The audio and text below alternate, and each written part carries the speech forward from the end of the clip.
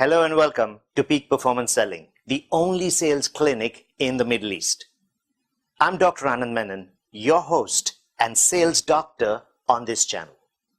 Now, as you go through this channel, if you like some of the videos that you see here, I would encourage you to hit the like button and share it with your friends on your social media platforms. You see, I'm a firm believer that those who know have the moral responsibility to share with those who don't.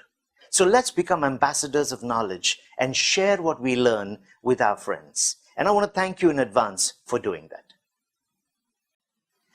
On this video, we're going to talk about smokescreen objections. I want to discuss what is a smokescreen objection with you and what's the best way to deal with a smokescreen objection. Okay, so a smokescreen objection is a typical objection that is thrown at you by a client, but it may not necessarily be a genuine objection. It's a smoke screen. It's an objection that is thrown at you, which is designed to take the salesperson off track, to make them lose their balance.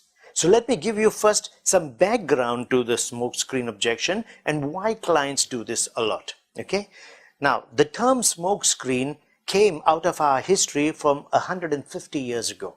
You see, 150 years ago, when two armies had to go into battle against each other, they didn't have the cars and the tanks and the planes that we have today. So the two armies would meet on an open grassland. And one of the armies would have the advantage of the wind blowing away from them. Now, this army would set fire to the grass, because the fire would now move toward the other army, and that created new dangers for the other army. Because one, the threat is of the fire that's coming. How do we save the lives of our soldiers? Secondly, in those days, armies had horses, elephants, camels, and animals will naturally react to fire. So there's a lot of chaos and confusion in the army controlling the animals and the soldiers, while at the same time trying to find the water and create a strategy to escape the fire. And as the fire is drawing closer, it is throwing up a wall of smoke, which makes the other army behind the fire invisible. It becomes a smoke screen. So while the army in front is distracted with the approaching fire, the confusion and the chaos in their army, finding sources to deal with the fire, blinded by the wall, they cannot see the real danger, which is the other army moving behind the screen to the side to launch a surprise attack. That's the real danger, not the fire. So a smoke screen objection looks like it's a danger to you, but it is designed to hide or cover something else. Now, smokescreen objections have, in fact, you can train someone to use smokescreen objections. In negotiation skills training, we teach decision makers that 8 out of 10 salespeople struggle with price. So what happens when you struggle with price? Most of the salespeople lose their balance, they get onto the defensive. 8 out of 10 do this. They get onto the defensive, they're already thinking how much discount can be offered, what are the value adds or the freebies that can be thrown in, what extra adjustments can be made into service contracts. Therefore, the client is getting a whole lot more than what he's paying for. The first challenge of doing this is you as a company are losing out because you've devalued your product and given away extra. The second challenge for you is you have just been ethically unfair to every other client of yours who bought from you at a given price, because you have now provided a couple of clients a lot more in that same price, and word of this can go around in the market and you might end up with a cancellation or an angry customer on the phone. The third challenge that you have with this is when you look for referrals from this type of customer, he is going to be advising all his network that you need to ask for 1, 2, and 3. So what you are offering is not necessarily a one-time concession, but it could have a knock-on or a snowball effect on an entire pipeline that could be generated from this particular client. So you really want to be careful about the smoke screens and dealing with them. A typical smoke screen people throw at you is, why are you so expensive? I think your prices are too high.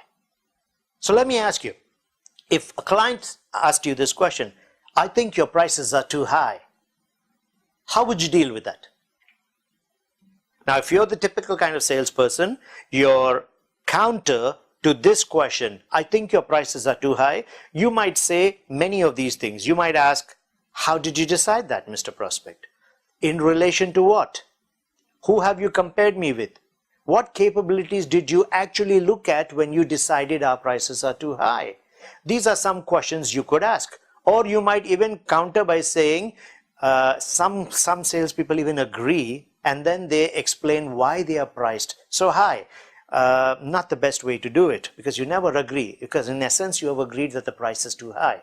But either way, all of these as responses or approaches are not the first step to countering this. It's the wrong way to do it. Because when a client told you, I think your prices are too high, how do you even know if that's the real objection? You see, if you don't know that's the real objection, you've got into the process of objection handling, but you're wasting your time and energy because it's not even the real objection.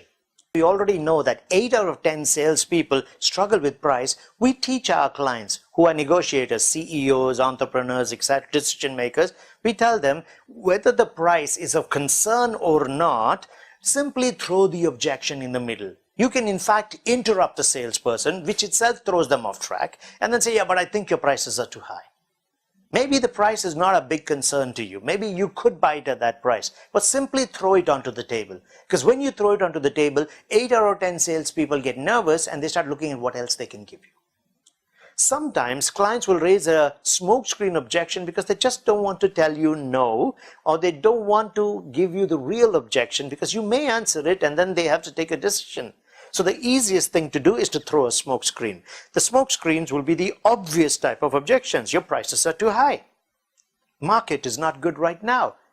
I've heard from some other people this is not a good product to buy. Vague, generic statements will start to come up. So what do you do when a smokescreen is thrown at you? Let's look at it again. Okay? A client is sitting in front of you and the client says, I think your prices are too high. The first tip in any objection handling is complement the objection. That's right. Complement it. Don't resist it.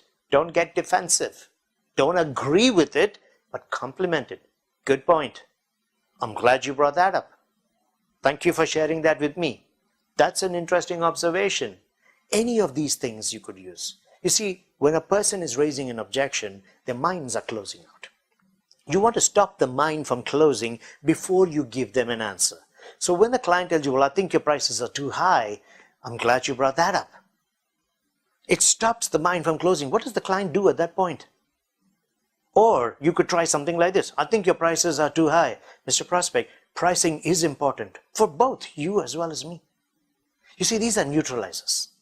Now what you need to do is you need to check, because you need to find out if this is a smokescreen or not. So try this question. When a client says, I think your prices are too high, or any objection, just ask this.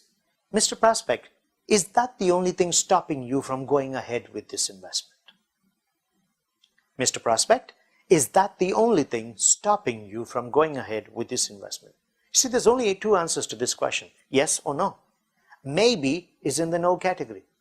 It's yes or no. So if the client turns around and says, yes, that's the only thing stopping me from going ahead, then you need to probe and get into an objection handling process, which we will discuss in the next video. Now, if the client says, well, no, not really. You've asked him, is that the only thing that's stopping you from going ahead? And the client says, well, no, not really. Then what you need to do is say, Mr. Prospect, besides that, there seems to be something else that's the concern. May I ask, what is it? That's going to be the real concern. Now, when that concern comes up, handle that concern using the right process. You don't even have to be talking about the price. So if a client tells you, I think your price is too high, or I don't think the quality you deliver will be the right type or what I'm looking for, or I don't believe this market will generate those kind of returns, whatever may be the objection, I'm glad you brought that up. Is that the only thing stopping you from going ahead with this? Well, not exactly, Mr. Prospect. There seems to be something else that's holding you back. May I ask, what is it? Or there seems to be something else that's of concern. May I ask, what is it? Try this and drop a comment and let me know how it worked. Good luck and happy selling.